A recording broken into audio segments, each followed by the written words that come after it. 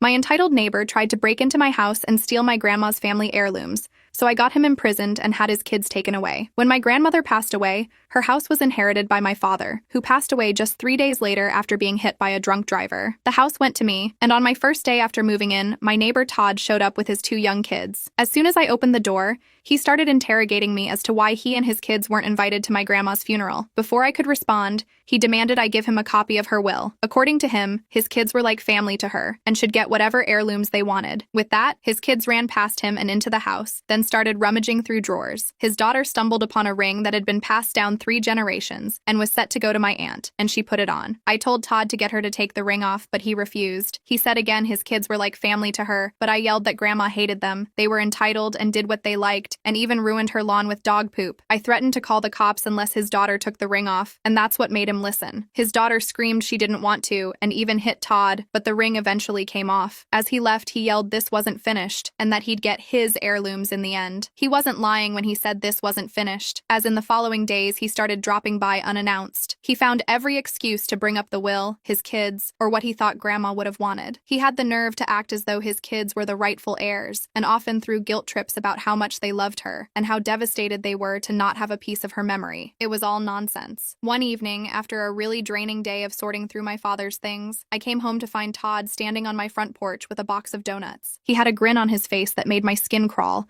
and before I could even ask what he was doing there, he launched into some story about how his daughter had cried herself to sleep, heartbroken over not getting anything of grandma's stuff. He ended his speech by offering me a donut. He went on to say that he wanted to talk neighbor to neighbor. I flat out told him that neither he nor his kids were getting anything. We'd already been through this. I walked past him and his donuts and left them on the porch, looking dumbfounded. He didn't say anything as I closed the door, but I could feel his eyes on me through the window for far too long before he finally walked away. Things quieted down for a few days after that, and I started to think maybe Todd had finally gotten the message. About a week later, I came home from running errands and found Todd and his 2 kids at my front door. His son was standing there trying to pick the lock with a screwdriver, while Todd stood behind him. Coaching like this was some kind of life lesson. It took me a second to even register what I was seeing, and then I lost it. I shouted at them as I ran up to the doorway. Todd turned around and looked startled for maybe half a second before his face slipped into an irritating fake smile. He tried to calm me down and told me that it wasn't what it looked like. He said my door was stuck and that he'd thought that they could help me out. I told him, yeah, it was stuck by a lock to keep people like you out. His son dropped the screwdriver, and Todd's daughter shrank behind him, but Todd just kept smiling. He acted as if this was all one big misunderstanding. He told me there was no need to call the cops and that it was just a mistake. I'd have to have idiot written across my forehead if he'd thought I was buying that for a second. I kicked him and his little hoodlums off my property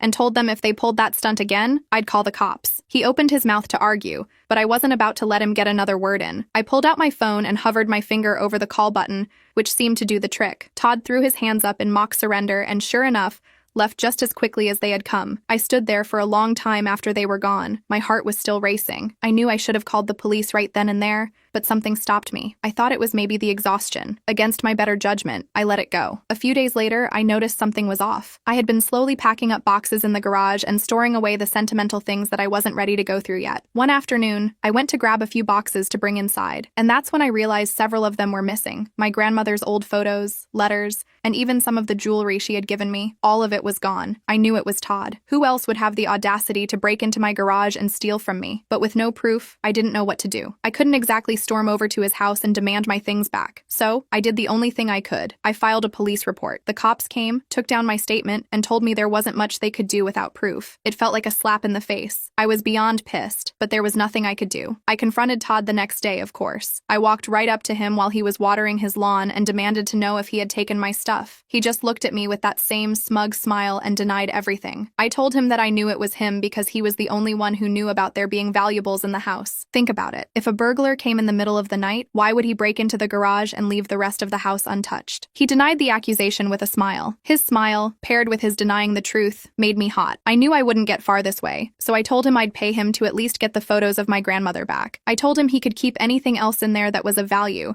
but I needed the photos of my grandma. Those were the last ones I had of her. His eyes showed me he was remorseful, but his mouth told me that he was sorry for my loss. But it wasn't him who stole the boxes. He blamed one of my friends who helped me move in. My blood boiled, and I knew if I had stayed there a moment longer, bad things would have happened. Todd wasn't going to admit to anything, and without proof, there wasn't much I could do. So, I did the next best thing. I installed cameras. It took me a few days to get everything set up, but once the cameras were in place, I felt a little bit of relief. If Todd or his brats tried anything again, I'd have proof. It was early evening when I heard a knock on my door. I wasn't expecting anyone, but when I opened it, there stood Todd's kids, his son all wide-eyed and hopeful, and his daughter standing behind him, looking bored. The boy bounced a little on his toes and said that their dad had told him I should come over for dinner that night. I stared at him. The last thing I wanted was to sit down for a meal with the man who had been trying to steal from me for weeks. I told the boy I was busy that night, and before I could close the door, he yelled, "But we're family!" He was really laying it on thick. The kid was practically bouncing in excitement like this was some grand invitation. He said that Grandma would want us to eat together. I could feel my heart tighten at the word family. My grandmother had never considered these kids family. Still, Jason wasn't going to let it go. He grabbed Sarah's hand and yanked her forward. He begged and begged. Sarah rolled her eyes, clearly uninterested in playing along. "Yeah, whatever," she muttered,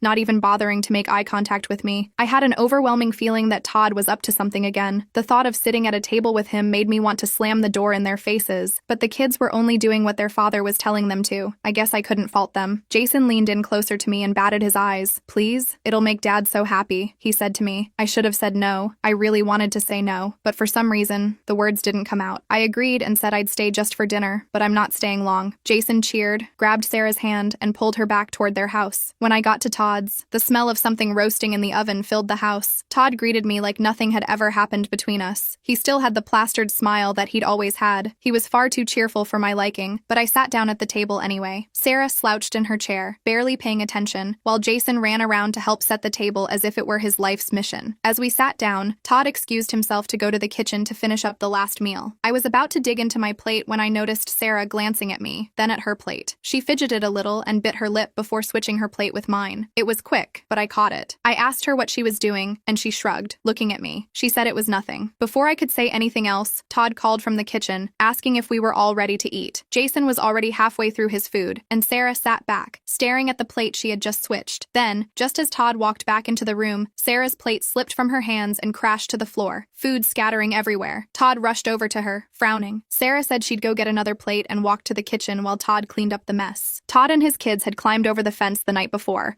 broke into my shed, and rummaged through my things. They had even tried to start a bonfire with the old photo albums. I was done playing nice. I called the police again, and this time I had proof. When the officers arrived, I showed them the footage, and they finally took me seriously. Todd, of course, tried to play it off as another misunderstanding, claiming his kids were just cleaning up after some teenagers had trashed the yard. But the police weren't buying it this time. They warned him to stay off my property or face legal consequences. I thought that would be the end of it. Todd had been caught red-handed, and the police had finally stepped in. A few days later, I came home to find a for sale sign planted in my front yard. At first, I thought it was some kind of prank, but then I saw Todd standing there, talking to a couple as if he were showing them the house. I marched right up to him and asked him what he thought he was doing. He grinned, not even the least bit ashamed, and said he was just helping me out. He figured I could use some new owners for this place since I seemed so overwhelmed with work for the house and the paperwork. He used the excuse I'd given him a few nights before against me, but I wasn't about to argue with him. I was done. I yanked the sign out of the ground and called the police again. This time they issued a formal warning,